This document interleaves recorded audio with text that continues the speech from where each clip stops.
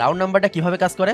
Round নাম্বারে যদি কোনো ক্যান্ডেল টাচ করে সাথে সাথে কিন্তু ক্যান্ডেলটা রিজেকশন খায়। যদি 000 রাউন্ড নাম্বার হয় তাহলে তো ভাই কোনো কথাই নাই, ডাইরেক্ট মার্কেট যদি এই যে রাউন্ড নাম্বার হয় শুধু এখানে হালকা করে টাচ খায় সাথে সাথে ডাউনে চলে আসে, মানে একটা কারেন্ট শট খাই বলা যায়। কারণ কি রাউন্ড নাম্বারে অনেকগুলা ট্রেড এক্সিকিউট করা থাকে, অর্থাৎ প্রি অর্ডার থাকে, যার কারণে যখনই মার্কেট এই রাউন্ড নাম্বারে টাচ করে তখনই রিজেকশন খায়।